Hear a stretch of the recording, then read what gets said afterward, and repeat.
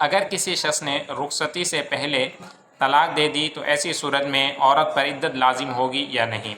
تو یاد رہے کہ اگر نکاح ہو جانے کے بعد اور رخصتی سے پہلے کسی نے طلاق دے دی تو عدت لازم ہونے یا نہ ہونے کے حوالے سے دو چیزیں دیکھنا ضروری ہوتی ہیں۔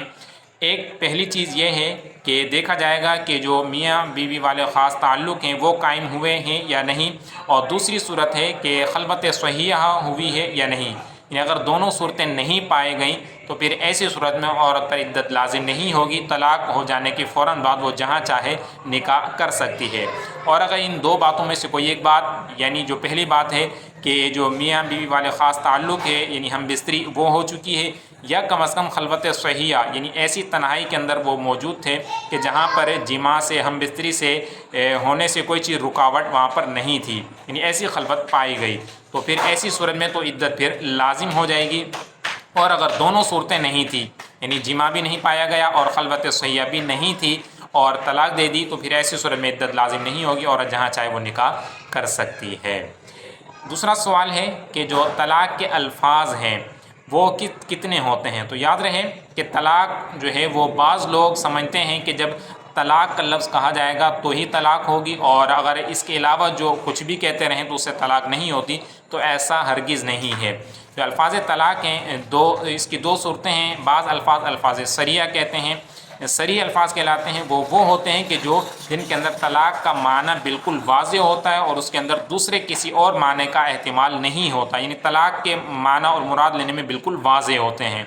انہیں الفاظ صریحہ کہلاتے ہیں، صریح الفاظ طلاق کے کہلاتے ہیں۔ اور دوسرے بعض الفاظ وہ ہوتے ہیں کہ جو الفاظ کنایہ کہلاتے ہیں، کہ جن کے اندر طلاق کا معنی بھی ہوتا ہے لیکن طلاق کے علاوہ دوسرے معنی کا بھی احتمال اس کے اندر ہوتا ہے، دوسرے معنی کے اندر بھی وہ استعمال ہوتے ہیں۔ تو ان الفاظ سے یعنی کنایہ والے الفاظ سے طلاق اسی صورت میں ہوتی ہے، ان سے یعنی شرط ان کے لیے یہ ہے کہ یا تو ان سے طلاق کی نیت کی گئی ہو، یا پھر حالت بتاتی ہو کہ اس سے طلاق مراد ہے، یعنی جو پہلے طلاق کا تذکرہ چل رہا تھا اور پھر یہ الفاظ کہے، یا پھر غصے کی حالت میں وہ الفاظ کہے گئے، تو پھر ایسی صورت میں ان الفاظ کنایے سے بھی طلاق ہو جاتی ہے، یعنی ان کے اندر لفظ طلاق نہیں ہوتا لیکن پھر بھی ہو جاتی ہے۔ جیسے کہ چند الفاظ ہم سنتے ہیں، کسی نے طلاق کی نیت سے ہی کہا کہ جا،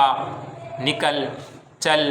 تو میرے مطلب کی نہیں، یا تو میرے کام کی نہیں۔ تو اس طرح کے بے شمار الفاظ ہیں کہ کم و بیش علماء کرام نے جو کتب کے اندر بیان فرمائے ہیں، 121 الفاظ ہیں کہ جو الفاظ کنایہ کے اندر ہیں۔ یہ بھی حد بندی نہیں، اس کے علاوہ بھی ہو سکتے ہیں۔ تو جو فقہ حنفی کی مشہور کتاب ہے فتاوی رضویہ اور بہار شریعت، ان کے اندر 121 الفاظ ایسے بیان کیے گئے ہیں کہ جو الفاظ کنایہ کے اندر شمار ہوتے ہیں، کہ اگر ان الفاظ کو طلاق کی نیت سے کہا، یا پھر پہلے طلاق کا تذکرہ چل رہا تھا اور پھر وہ الفاظ کہے گئے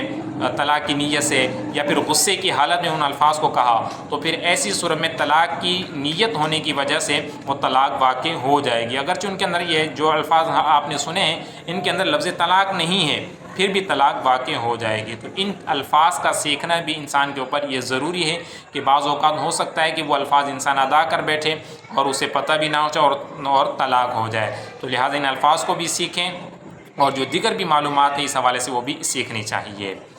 آخری سوال ہے کہ ایک شخص ثنا نماز کی ابتدا میں پڑھنا بھول گیا اور سورہ فاتحہ پڑھنے کے بعد اسے یاد آیا کہ میں نے تو ثنا نہیں پڑھی تھی، اور پھر اس کے لیے کیا حکم ہوگا؟ تو یاد رہے کہ ایسی صورت میں حکم یہ کہ وہ آگے اپنی نماز کو جاری رکھے، یعنی ثنا چونکہ سنت تھی، سنت کا ترک ہو گیا، سجدہ سہو بھی لازم نہیں ہوگا۔ لیکن اگر کسی شخص نے